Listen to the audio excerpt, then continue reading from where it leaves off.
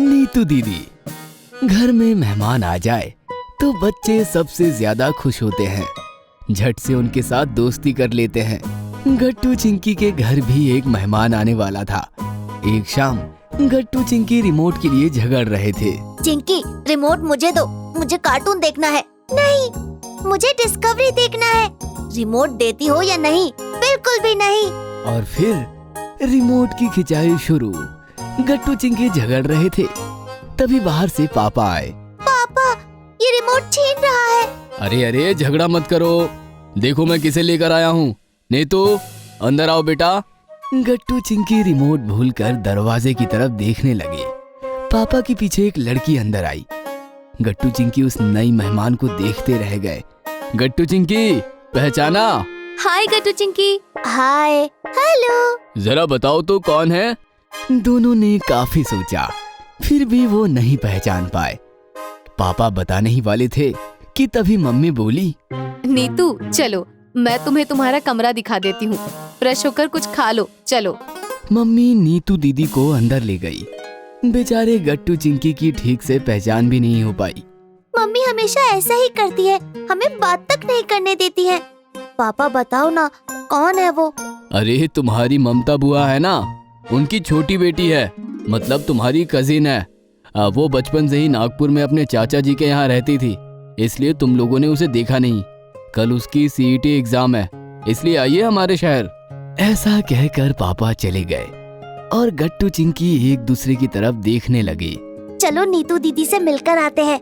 हाँ हाँ चलो। गट्टू चिंकी गेस्ट रूम की तरफ भागने लगे कि तभी अचानक उनके सामने मम्मी आकर रुक गई।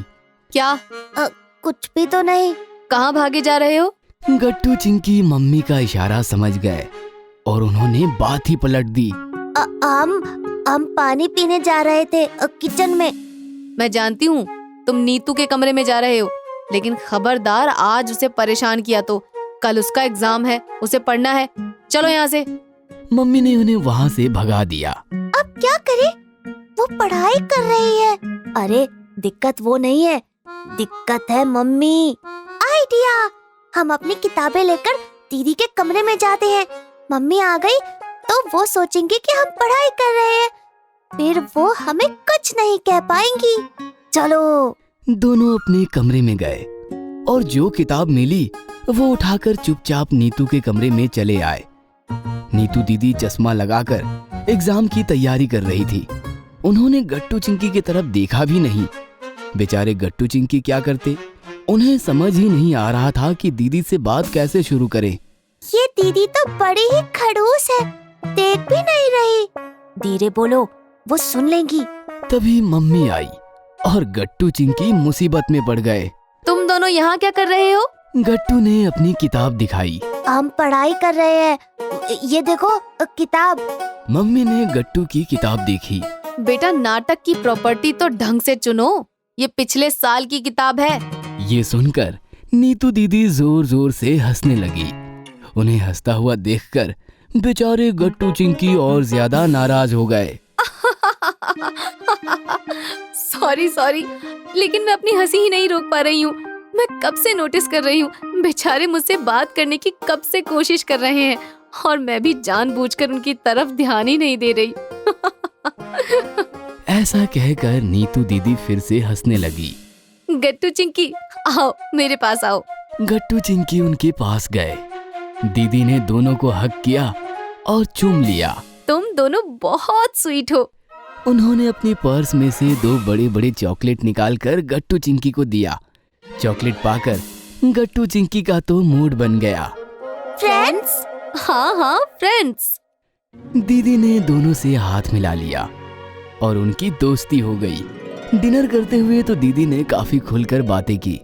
नागपुर से वो सबके लिए संतरे की बर्फी लाई थी। सबने बर्फी चखी। वाह नीतू, मजा आ गया। चलो नीतू, अब जल्दी से सो जाओ, सुबह जल्दी जाना है ना। ये सुनकर गट्टू चिंकी नाराज हो गए। क्या कल आप जा रही हो? मामा जी देखो तो, दोनों ने कैसे मुंह बना लिया है। अरे मैंने बताया था ना तुम दोनों को, कल उसके एग्जाम है। एग्जाम के बाद वो फिर से आएगी और हम उसे कहीं नहीं जाने देंगे। वो कहेगी तो भी नहीं। ये बस बस बहुत हुआ हंगामा, अब नीतू को सोने दो। एक तो सफर करके आई है और कल उसका एग्जाम है। दीदी हमारे कमरे में सोएंगी। तुम्हारे कमरे में सोएंगी तो रात भर वो सो नहीं पाएगी। नीतू तुम जाओ अपने कमरे में। नीतू दीदी उठकर चली गई और गट्टू चिंकी मम्मी की तरफ काफी गुस्से से देखने लगे। रात के 9:30 बज गए थे। कमरे में गट्टू चिंकी नीतू दीदी की ही बातें कर रहे थे।